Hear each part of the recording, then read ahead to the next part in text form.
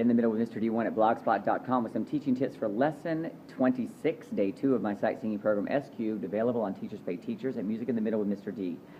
So, like yesterday, we are putting an example for their written warm-up on the board, and we are having them identify in their own part where the pitch issues will be, and then where the rhythm issues will be. And we want to make sure that they understand pitch is not the same as rhythm. And I know that seems so basic, but a lot of the beginners that I teach confuse the two. So continue to emphasize that as you're showing it. It's very obvious in the example where the pitch issues could be versus the rhythm. So just point those out. And then also continue to point out ways to recover, so that when there's an obvious way to recover in this example, there are a few different ways to recover that you'll see.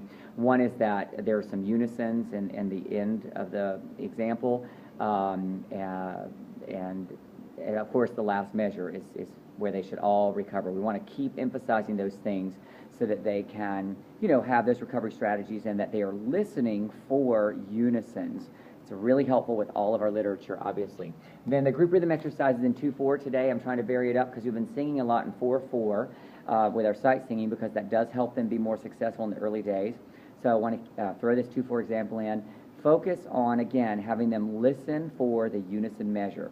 They're used to seeing them now. We've been talking about it for weeks, but now they need to listen for it, like yesterday as well. Just keep focusing on listening and landing together in that moment. It'll, again, help you in all your literature. It does me. And then our sight singing example today is in 3-4. And I put it here because we've been doing our 2 parts for a while, and they're ready. And it helps them focus on the rhythm and actually just singing what they see and not what they think it ought to be. Because 3-4, especially when you're subdividing, feels very odd to them. And we can't forget that. We have to continue to emphasize that. Every piece of music they listen to in their lives is in 4-4 in their pop music.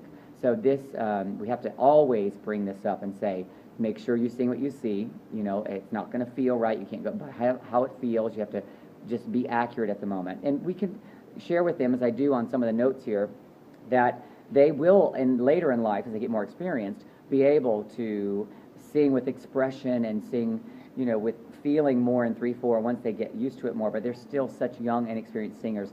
I like to focus on the accuracy and making sure that they're using their brains, full brains, using their hands, pulsing dotted quarter notes, holding them for 3, even though it feels weird, accenting beat 1 a little bit when they sing, but don't overdo it, because especially in 2 parts, because it can cause sharping. So I wrote a lot of notes at the bottom. Check it out. I hope it's working for you in your classroom. I know it's working for me, and I'm thrilled with where they are. So if you have any questions, contact me, dduncan158@gmail.com. Have a great day.